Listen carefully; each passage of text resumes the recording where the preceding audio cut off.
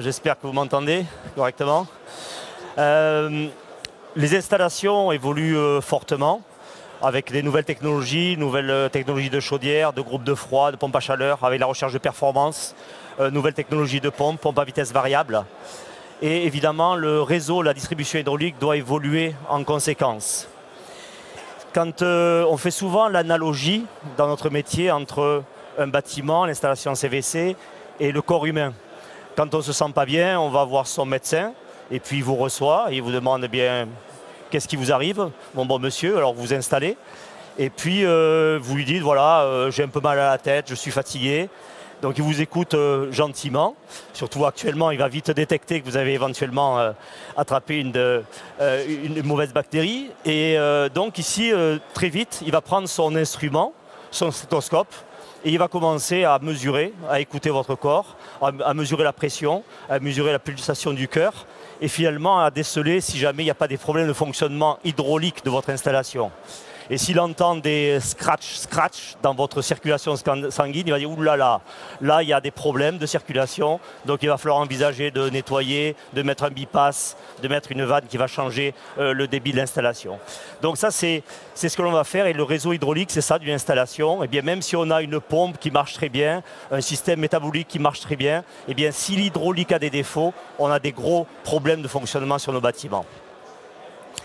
Alors quand on regarde une installation, eh bien on va la regarder dans son ensemble. Et finalement, si on regarde la partie production, la partie distribution et la partie émission, on se rend compte qu'une fois qu'on a investi dans des technologies, on investit dans des chaudières, on a un bâtiment, on investit dans des groupes de froid, eh bien suivant comment on va utiliser l'énergie, c'est-à-dire finalement le comportement de la vanne de régulation qui va se trouver sur l'unité terminale, la vanne qui est à portée de l'utilisateur, eh bien, suivant le comportement de cette vanne, l'installation va se comporter complètement différemment. Donc la même installation, suivant si vous pilotez en tout ou rien, si vous pilotez en débit constant, en débit variable, eh bien, le comportement thermique et hydraulique ne sera plus le même. Et ici, on montre des exemples. Vous avez 3 graphes en fonction d'une installation où vous travaillez en débit constant. Et le graphe de gauche ici, si on prend le temps de le regarder, il vous montre quelle est la température de retour de l'installation en fonction de la puissance que vous consommez. Et vous vous rendez compte que quand les 23 voies commencent à se fermer puisque je suis à débit constant, je renvoie de l'eau froide sur le retour. Là, je suis sur l'installation de froid, mettons du 6-12. Et donc, je renvoie de l'eau froide sur le retour. Je renvoie de l'eau de plus en plus froide sur les groupes de froid. Et je suis en train de dégrader le rendement des groupes de froid. Maintenant, vous prenez exactement la même installation. Tout est pareil. Hein, et vous dites, tiens, les vannes de régulation, maintenant, je vais les faire fonctionner en débit variable, pas en débit constant. Donc, une vanne de voie qui s'ouvre et qui se ferme. Et je vais les faire travailler à débit variable en tout ou rien. Donc, soit la vanne est ouverte, soit elle est fermée. Et là, vous apercevez que votre température de retour d'installation, elle a changé. C'est le graphe du milieu. Eh bien, soit la batterie est ouverte, et à ce moment-là, j'envoie de l'eau à 6 et je reviens avec de l'eau à 12. Soit elle est fermée, et bien là, je ne renvoie rien du tout. Donc ça veut dire que je renvoie toujours de l'eau à 12 degrés sur mon installation ou proche de 12 degrés. Donc ça, c'est une autre situation. Troisième cas de figure, vous dites, tiens, maintenant, je vais changer de stratégie. Au lieu de travailler en tout ou rien, ouvert, fermé, je vais travailler en modulant. Vous savez, quand on conduit une voiture, c'est un petit peu la même chose, tout ou rien modulant. Tout ou rien, c'est le gars le matin, c'est un gars nerveux, impulsif. Il monte dans sa voiture, il appuie à fond sur la pédale accélérateur, et puis il arrive au feu rouge, il s'arrête. Et puis dès que le feu passe au vert, il appuie à fond sur la pédale. À ce moment-là, il repart à fond. Évidemment, on s'aperçoit qu'il a des consommations énergétiques qui sont importantes. Celui qui va faire une régulation modulante, il va adapter sa vitesse en fonction de son trajet. Et il va anticiper, par exemple, le feu qui est au rouge, il va commencer à ralentir. Et puis quand le feu passe au vert, il va commencer à accélérer progressivement. Eh bien, on voit que le dernier graphe, ça nous montre le comportement de l'installation si je suis en débit variable modulant. La température de retour, au lieu de renvoyer de l'eau qui va se rapprocher des 6 degrés, au contraire, elle va se rapprocher de 24 degrés. C'est-à-dire que je vais favoriser le rendement des groupes de froid, je vais favoriser le rendement des chaudières si je suis à chaudière à condensation. Donc vous voyez, c'est la même installation. Suivant comment je vais décider de gérer mon hydraulique, le comportement ne sera pas le même. Ici, c'est pour vous montrer des rendements de groupes de froid. Vous voyez, si je renvoie de l'eau à 12,5 degrés, eh bien, j'ai un COP ici de 5. Et si je renvoie de l'eau qui se rapproche de 10 degrés, j'ai un COP qui est passé à 4,2, un coefficient de performance. Hein. Donc ça veut dire que mon rendement a chuté entre 15 et 20%. Et c'est la même machine frigorifique, c'est le même investissement. Seulement, à l'année, ma consommation est en train d'augmenter sur mon installation. Pour les pompes, c'est la même chose. Suivant si je vais travailler à débit constant, débit variable, et comment je vais travailler, tout ou rien ou modulant, eh bien mes consommations électriques des pompes vont changer, tout simplement parce que la consommation électrique d'une pompe dépend du débit que vous consommez tout au long du fonctionnement de l'installation. Et si vous êtes en débit variable, vous consommez le minimum de débit tout au long du fonctionnement de l'installation, donc vos consommations électriques de pompe vont chuter. Je ne sais pas si vous avez une idée de ce que représentent les consommations des pompes sur une installation. En chaud, ça ne représente pas grand-chose en fait. En chaud, les consommations électriques des pompes, on considère que ça représente entre 1 et 2% de la consommation globale de l'installation. Bon, vous dites, si j'arrive à économiser 50% de 2%, je fais simple, ça va faire la moitié, j'ai gagné 1%. Généralement, on ne se lève pas le matin en sursaut pour dire qu'est-ce que je pourrais faire pour gagner 1%. On va chercher plus que ça sur nos installations. En froid, ce n'est pas tout à fait la même chose. En froid, les coûts de pompage sont plus significatifs. Ils pèsent entre 10 et 15% de la consommation de l'installation. Donc maintenant, si je gagne 50% sur les coûts de pompage, j'ai gagné autour de 7% de consommation énergétique de tout un site. Imaginez un site hospitalier, un site industriel. Si vous gagnez 7% de consommation énergétique, ça commence à faire des enveloppes très importantes. Donc ça, c'est pour les coûts de pompage. Et maintenant, on a des évolutions. Comme je le disais, l'hydraulique doit évoluer en fonction de ces évolutions technologiques que l'on a pour chercher la performance. Quand on regarde une vanne de régulation sur une distribution, on a les vannes de régulation qui vont contrôler les débits, réguler les températures sur le système jusqu'à l'unité terminale. Eh bien, les vannes de régulation, finalement, on a deux problèmes à gérer. Le premier problème, vous voyez la vanne de régulation ici sur cet échangeur, elle reçoit un signal 0,10 volts, donc elle va s'ouvrir, se fermer pour réguler la puissance de l'échangeur. Eh bien, la première chose, c'est que finalement, la puissance de l'échangeur, c'est le schéma ici à votre gauche, ce n'est pas quelque chose de linéaire. En fait, c'est quelqu'un qui est un peu soupolé, caractériel. Quand vous commencez à envoyer de l'eau dans votre échangeur, tout d'un coup, vous avez beaucoup de puissance. Vous voyez cette non-linéarité de la courbe ici à gauche du schéma. C'est-à-dire que dès que vous envoyez un peu d'eau, hop, vous avez beaucoup de puissance. Et puis ensuite, il commence à se calmer. Alors ça, c'est difficile à réguler, parce que quand vous voulez contrôler quelque chose, eh bien, ça veut dire c'est quelqu'un qui est très impulsif. Alors pour contrecarrer ça, finalement, on va associer à cet échangeur, on va le marier avec une personne qui a un caractère opposé. On va le marier avec une vanne qui a une caractéristique dite égal pourcentage. Vous voyez, c'est le graphe du milieu, où ce n'est pas une vanne linéaire. C'est-à-dire que maintenant, cette vanne-là, si je l'ouvre à 50%, si vous regardez bien sur le schéma, eh bien, si je l'ouvre à 50%, combien de débit j'obtiens? Eh bien, 50% sur le schéma du milieu, j'obtiens à peu près 20% de débit, la courbe en rouge. 20% de débit, ça correspond à combien de puissance? Eh bien, maintenant, c'est le schéma de gauche, la courbe bleue. Eh bien, 20% de débit, ça correspond à 50% de puissance. Donc, j'ai ouvert la vanne à 50%. Et j'obtiens 50% de puissance. J'ai linéarisé le système. C'est pour ça qu'on appelle ces vannes-là des vannes égales pourcentage. Elles ont fait l'égalité entre le débit et la puissance de l'installation. Ce sont des vannes particulières, un usinage particulier pour faire cette régulation modulante. Au début de l'accord, ici, je suis en train de parler de régulation modulante.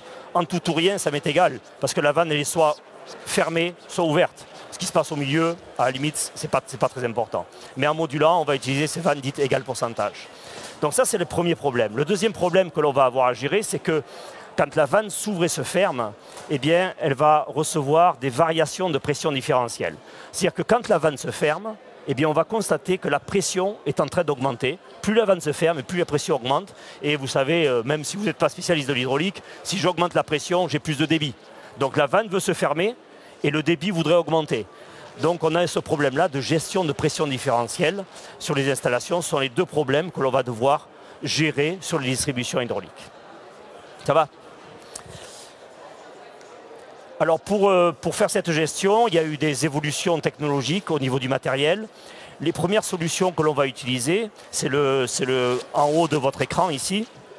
On va mettre en place sur les réseaux des régulateurs de pression différentielle. C'est-à-dire qu'on va venir stabiliser la pression sur l'installation et on va faire des installations qui deviennent indépendantes. Parce qu'à chaque endroit où vous avez mis un régulateur de pression différentielle, c'est comme si vous aviez divisé l'installation en morceaux. Et c'est d'ailleurs très intéressant sur les gros sites, si vous avez des sites hospitaliers ou des gros bâtiments, de pouvoir un peu scinder l'installation en découpant avec des régulateurs de pression différentielle.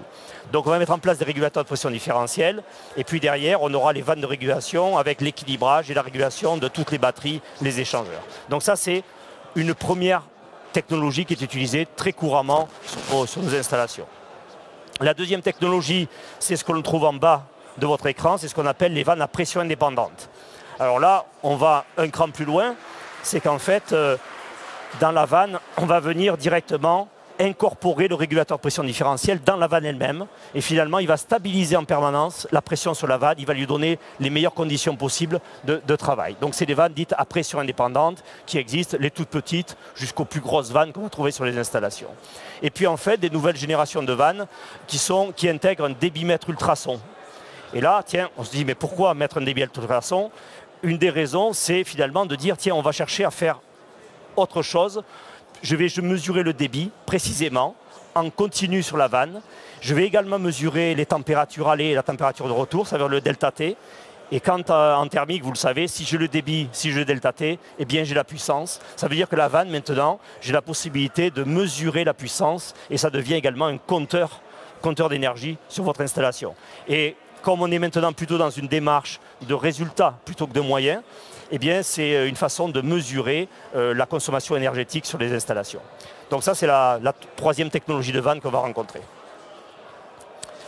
Ici je vous montre un exemple d'installation de rénovation. Vous savez qu'il y a des gros projets de rénovation où, le client a décidé de changer son installation de débit constant à débit variable.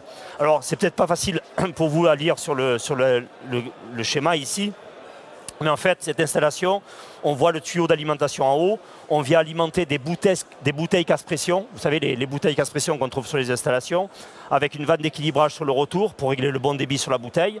Et de l'autre côté de cette bouteille casse-pression, au passage, il n'y a qu'en France qu'on appelle ça des bouteilles. Hein. Dans les autres pays, ils appellent ça des bipasses, casse-pression différentielle, mais en France, ce bout de tuyau, on l'appelle bouteille. Et ici, de l'autre côté de la bouteille, vous avez une vanne 3 voies, une pompe et vous alimentez une grosse CTA. C'est un site industriel. Donc vous êtes à débit constant sur cette installation. Et ils ont décidé, pour des économies d'énergie, optimisation, de la transformer en débit variable.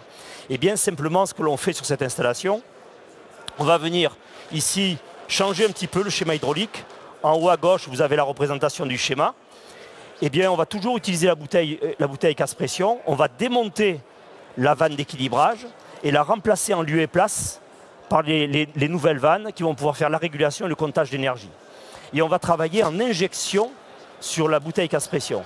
Finalement, on a remplacé la vanne 3 voies, elle n'y est plus, mais en fait, on a ici maintenant une vanne 2 voies qui travaille en injection. Je suis à débit variable côté primaire, donc j'ai un gain énergétique, et je fais exactement le même fonctionnement qu'avec ma vanne 3 voies.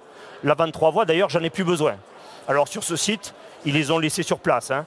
On ne les démonte pas, simplement, ils laissent la vanne 3 voies ouverte.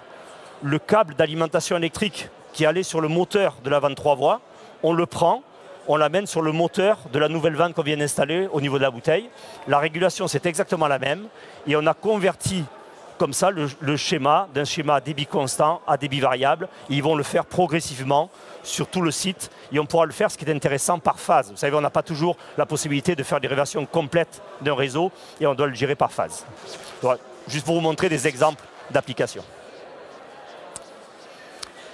Alors, la conclusion de cette approche, et on pourrait évidemment passer beaucoup de temps sur ce sujet-là, on va, quand on prend une installation en main, on va avoir une approche la plus globale possible. En premier, on va regarder au niveau de la production. Au niveau de la production, que ce soit les chaudières, les groupes de froid, on va regarder d'abord la qualité d'eau, le maintien de pression, extrêmement important. Hein. Si on n'a pas un système qui est correctement pressurisé, eh bien, inutile de démarrer les pompes parce qu'on aura des gros déboires de présence d'air dans l'installation. Présence d'air, ça veut dire présence d'oxygène, corrosion, problème de boue sur l'installation. Donc déjà, au niveau de la production, on regarde si tout est correct, si les maintiens de pression, évidemment, sont correctement dimensionnés, s'ils fonctionnent correctement. Donc ça, c'est au niveau de la production. Ensuite, on va se décaler au niveau des interfaces hydrauliques. Interface, c'est bouteille casse-pression, ballon tampon, échangeur.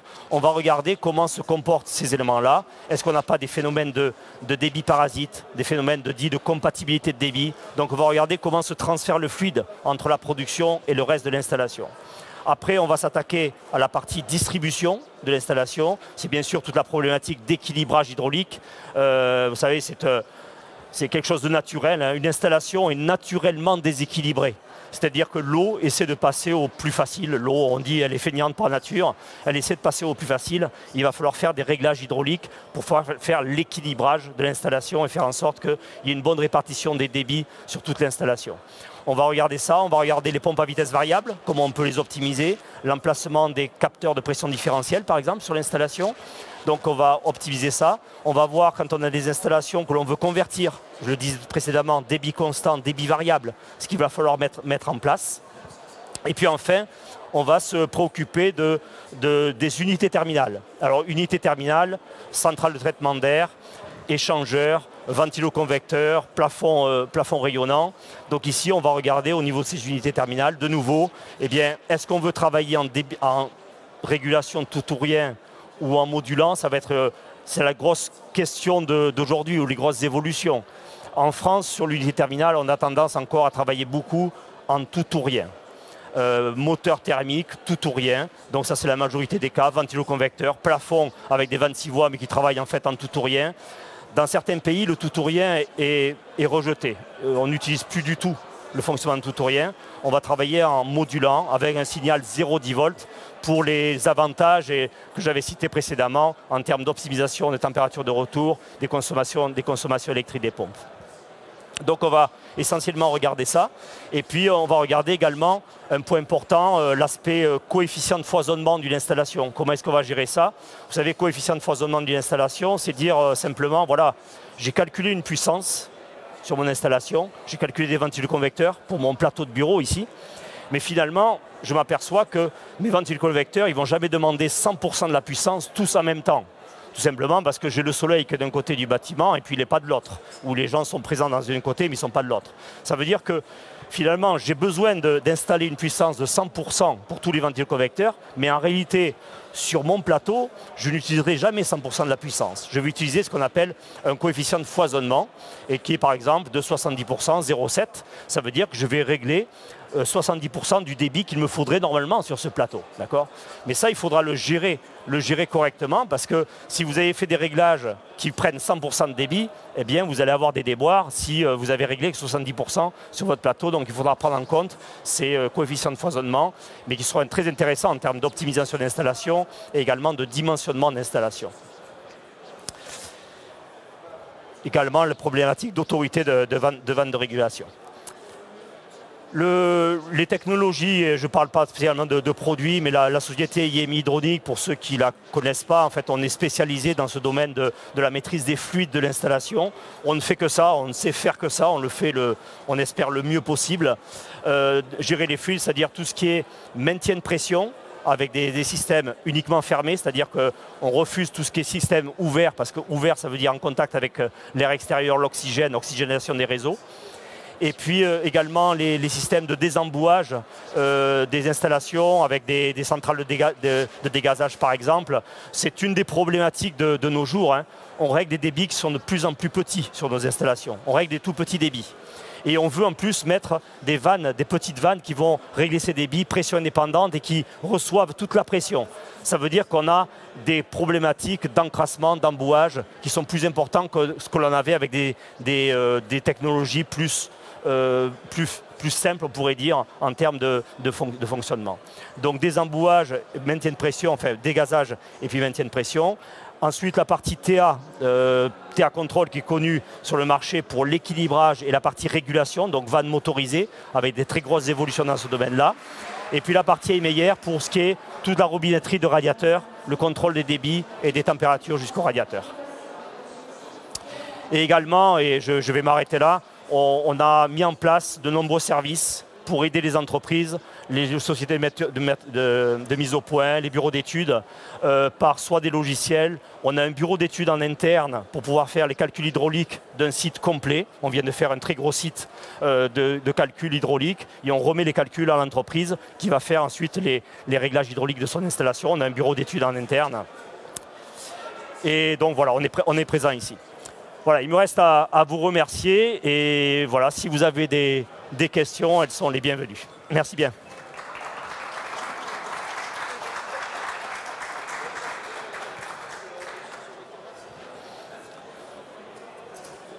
Je dois moi-même aller voir le médecin parce que j'ai ma voix qui commence à s'enrayer.